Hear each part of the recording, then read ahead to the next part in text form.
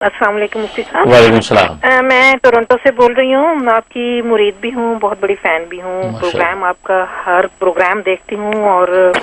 اللہ میاں اس کو اور آپ کے اقبال آپ کے درجات بلند کرے اور اس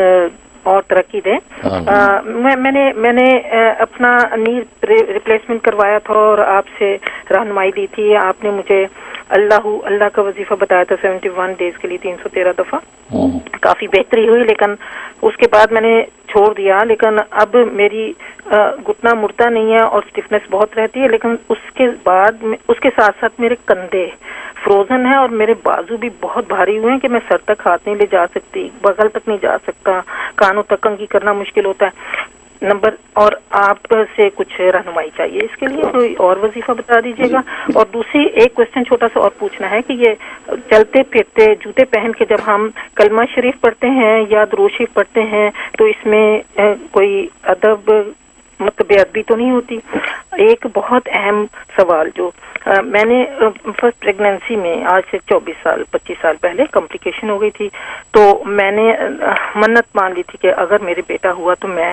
اس کو حافظ قرآن بناؤں گی، لیکن میری بیٹی ہوئی صرف 2 kg کی، اور اس کے بعد 7-8 سال بہت ہی زیادہ مطلب آسیب، جادو، رونا دھونا، ہر کوئی یہی کہتا تھا کہ یہ اپنے آپ میں نہیں ہے، تو بہت مشکل تھا میرے لیے، ان کو سنبھالنا ہی مشکل تھا، لیکن وہ بیٹی تھی۔ اب مجھے یہ لگتا ہے، یہاں میں کینیڈا میں آ گئی 2004 میں، تو اس کے بعد گریڈ 12 تک وہ بہت اچھی رہی، بیٹا بھی ہے ایک میرا اس سے 3 سال چھوٹا، لیکن اس کے بعد جب یونیورسٹی میں گئی تو اس نے مطلب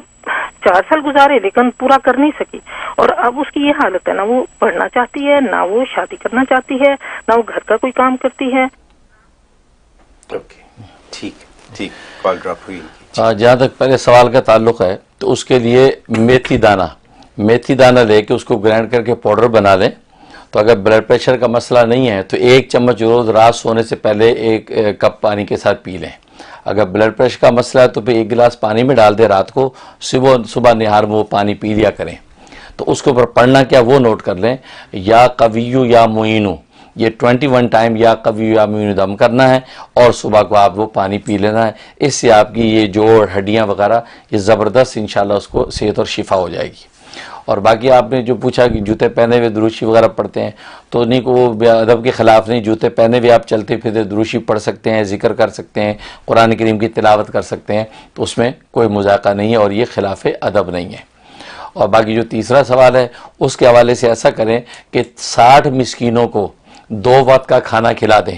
2 وقت کا کھانا کھلا دیں، اور اللہ سے دعا کر لیں کہ اللہ جو یہ ہرز لائیں گے آگے جو مسائل پیش آ گئے ہیں، خاص طور پہ بیٹی جو آگے پڑھ نہیں رہی، یا اللہ وہ ساری کیفیات کو درست کر لے۔ لیکن یہ کہ وہ منت کا اس سے کوئی تعلق نہیں ہے، کیونکہ وہ بیٹے کی منت تھی اور بیٹا ہوا نہیں، بیٹی ہوئی ہے۔ اگر کوشش کرتی اس کو بھی حافظ آپ بنا سکتی تھی، لیکن کوئی بات نہیں، چونکہ منت کی جو الفاظ وہ بیٹے کے حوالے سے تھے۔ لیکن یہ کہ آپ 60 مسکینوں کو کھانا کھلا دیں، انشاءاللہ امید ہے کہ بچی درست ہو جائے گی، اس کی کیفیت بحال ہو جائے گی۔